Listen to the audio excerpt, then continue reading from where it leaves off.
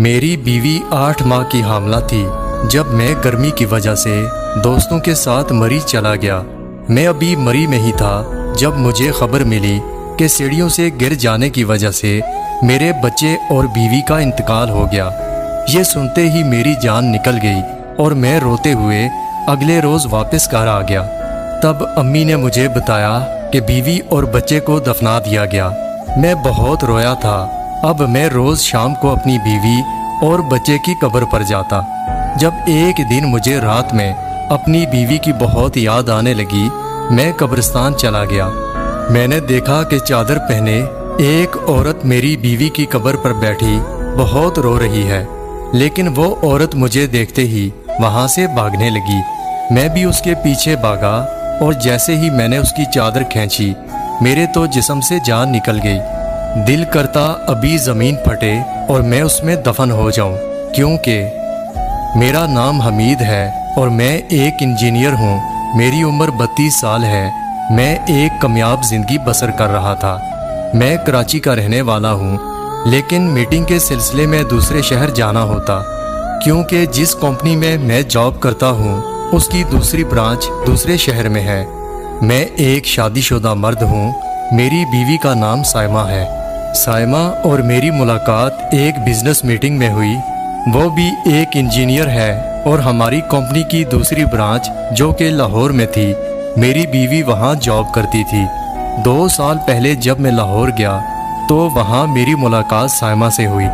پھر ہماری دوستی اور پھر دوستی محبت میں بدل گئی۔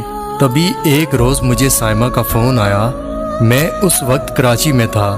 اس نے روتے ہوئے مجھے بتایا کہ اس کی امی اور بھائی اس کا نکاح کر رہے ہیں۔ وہ بہت رو رہی تھی اور اس کی یہ بات سنتے ہی میں بھی پریشان ہو گیا۔ اپنی محبت کو کسی اور کے نام ہوتا دیکھ کر میں طیش میں آ گیا اور سب سے پہلے اپنی امی سے بات کی۔ امی کے چہرے کا رنگ بالکل بدل گیا۔ وہ کہنے لگیں کہ تمہیں شرم آنی چاہیے اپنی شادی کی بات کرتے ہوئے۔ 3 جوان بہنیں گھر پر ہیں اور تم اپنی شادی کی بات کر رہے ہو۔ اس لڑکی سے کہو کہ وہ 5 سال انتظار کرے، اس سے پہلے میں تمہاری شادی نہیں کروں گی۔ امی کی یہ بات سنتے ہی میں حیران ہوا، کیونکہ اس وقت میں 25 سال کا تھا۔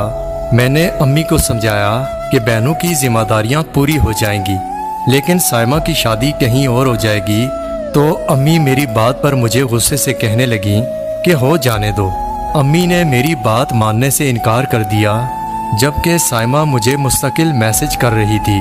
میں سخت پریشان تھا۔ پھر میں نے یہ فیصلہ کرنے میں دیر نہ کی۔ میں نے سوچا امی کو میں جیسے تیسے بعد میں منا لوں گا، لیکن ابھی مجھے سائمہ کے پاس جانا تھا۔ تب میں اگلے ہی دن لاہور آ گیا۔ میں نے ان کے گھر والوں سے ملنے کی بات کی تو اس نے صاف انکار کر دیا۔ کہنے لگی کہ ہمارے گھر والے نہیں مانیں گے۔ پھر سائمہ اور میں نے کورٹ میرج کر لی۔ جب میں اسے اپنے ساتھ کراچی لے کر گیا تو میری ماں اسے دیکھتے ہی پتھر ہو گئی۔ ان کے چہرے کا رنگ زرد ہو گیا۔ میں سمجھا کہ وہ غصے سے ہمیں گھر سے نکال دیں گی، مگر انہوں نے